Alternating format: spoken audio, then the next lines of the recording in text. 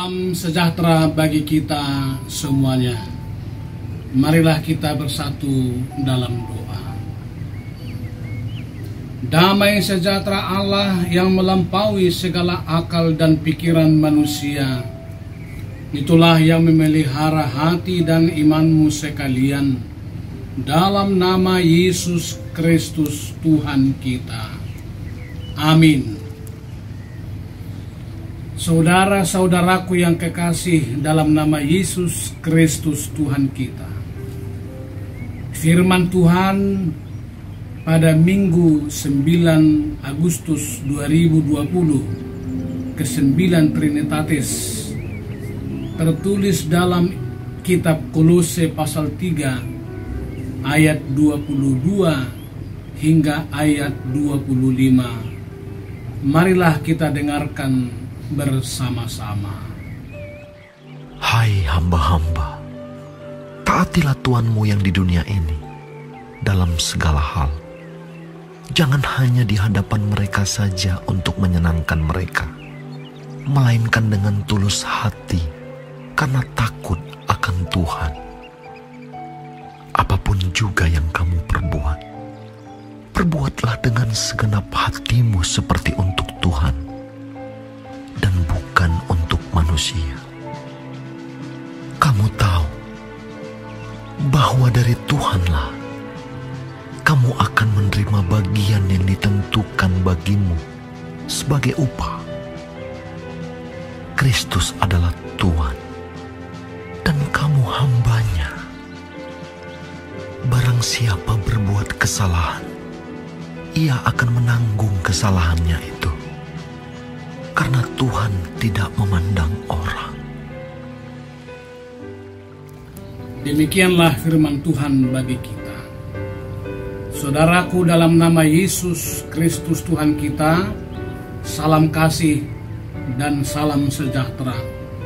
Semoga kita semua sehat walafiat dalam perlindungan Tuhan kita. Sebagai salah satu kota perdagangan pada zamannya, Kolose juga merupakan kota tempat menyebarnya berbagai faham yang tentu saja turut memengaruhi hidup jemaat Kolose. Pengajaran yang sesat dan palsu telah turut mengacaukan hidup beriman jemaat.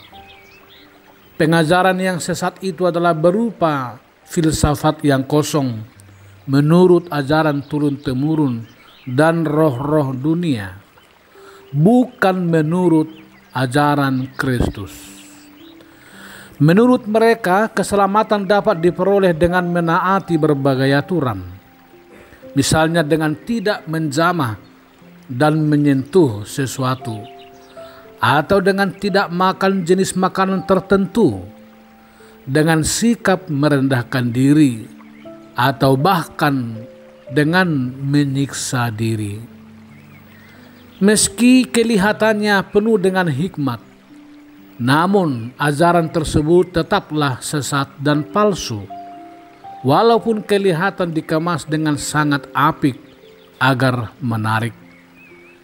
Para pengajar sesat itu berlaku dan berpura-pura merendahkan diri beribadah, tidak membesar-besarkan diri, namun pada saat yang sama sekaligus berlaku sombong karena mengaku telah memiliki berbagai penglihatan. Kiat untuk menghadapi ajaran dan para penyesat tersebut adalah dengan hidup bertekun di dalam iman. Iman kita harus tetap teguh dan tidak boleh goncang, apalagi bila sampai digeser dari pengharapan Injil itu sendiri. Setiap orang percaya haruslah tetap berakar dan dibangun di dalam Kristus. Tandanya adalah mereka harus setia mengerjakan pekerjaan sehari-hari, agar jangan sampai pengajaran palsu membuat mereka tidak bekerja dengan sungguh-sungguh dalam keseharian hidup mereka sehari-hari. Saudaraku yang kekasih, Bekerja dalam kacamata iman Kristen bukanlah sekedar untuk mencari nafkah atau mencari sesuap nasi. Bekerja dalam perspektif iman Kristen bukan sekedar untuk memenuhi kebutuhan hidup sehari-hari. Namun, bekerja bagi kita orang percaya adalah ibadah di hadapan Tuhan. Kesungguhan bekerja merupakan bagian persembahan kita kepada Tuhan. Bekerja dengan tekun, ulet, dan dengan disiplin yang tinggi adalah ibadah yang operasional di hadapan Tuhan, sekaligus menjadi tindakan berbuat baik di hadapan sesama. Dan inilah paradigma baru dalam memaknai pekerjaan. Simaklah kembali ayat 22. Bekerja itu adalah ibadah. Para hamba hendaklah menaati tuannya, bukan saja bekerja ketika berada di hadapan mereka, tetapi terutama bekerja di hadapan Allah.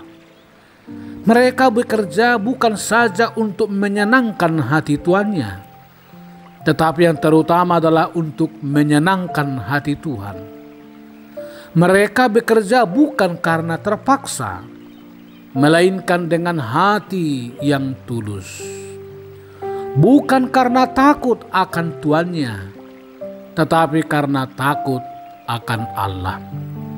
Hidup bekerja ternyata memiliki korelasi yang kuat dengan ibadah kepada Tuhan di satu sisi, sekaligus tanggung jawab kemanusiaan kepada sesama di sisi lain. Simaklah juga kembali ayat 23. Apapun yang kamu perbuat, perbuatlah dengan segenap hatimu seperti untuk Tuhan dan bukan untuk manusia.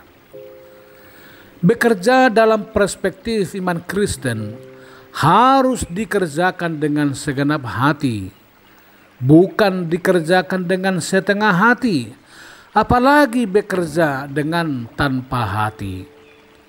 Kesadaran diri dan kesadaran hati menjadi sangat penting. Di mana kita bekerja, sejatinya hati kita juga harus berada di sana. Bekerja tidak dapat dipisahkan dari hati. Di mana kita bekerja atau apapun yang kita sedang kerjakan, hati kita harus melekat di situ. Hati dan bekerja menjadi satu kesatuan yang tidak terpisah. Sebesar apapun pekerjaan yang kita lakukan, bila itu dikerjakan dengan hati, kita akan mengerjakannya dengan tulus, gembira, dan tuntas.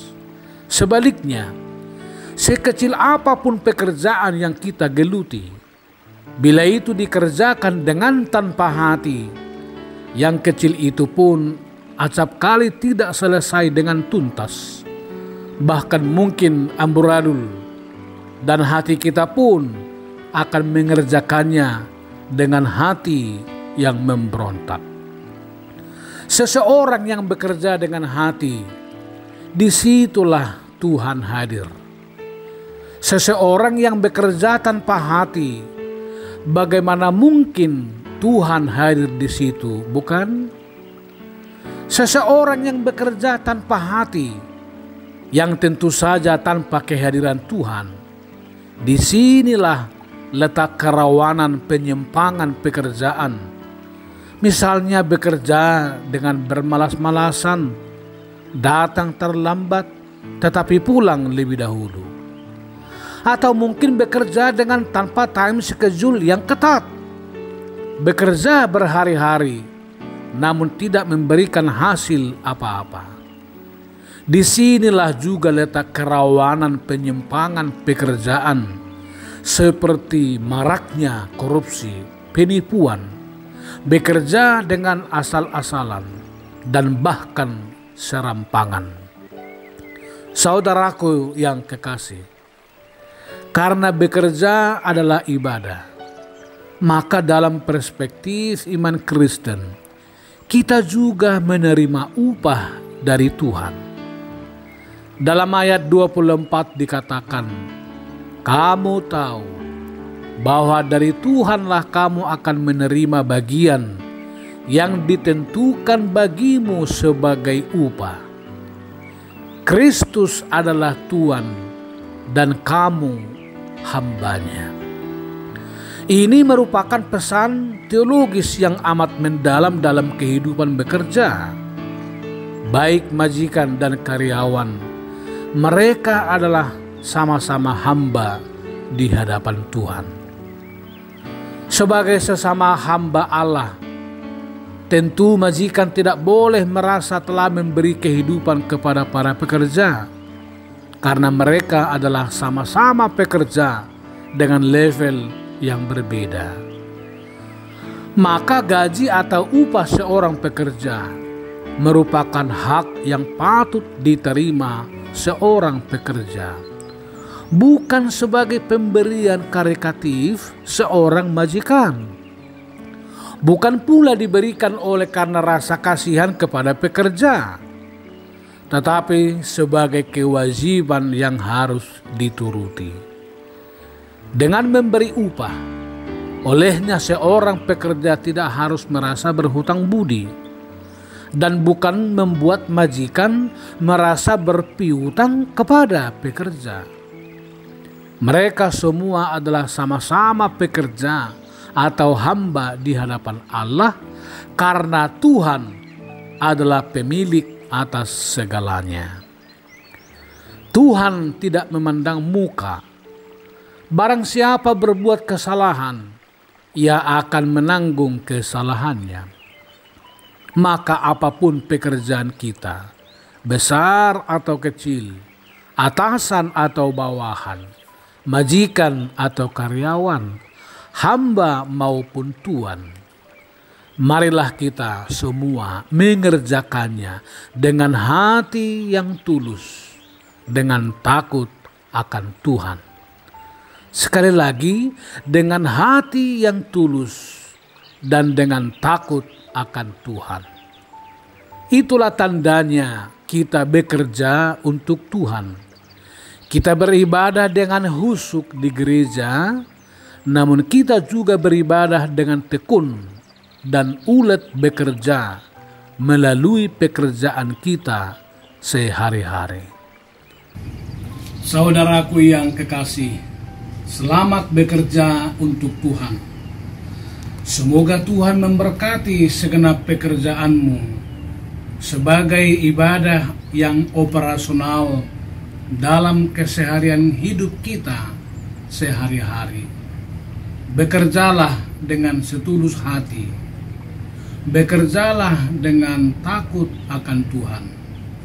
Semoga Tuhan berkati segenap pekerjaanmu dan segenap pekerjaan kita sekalian.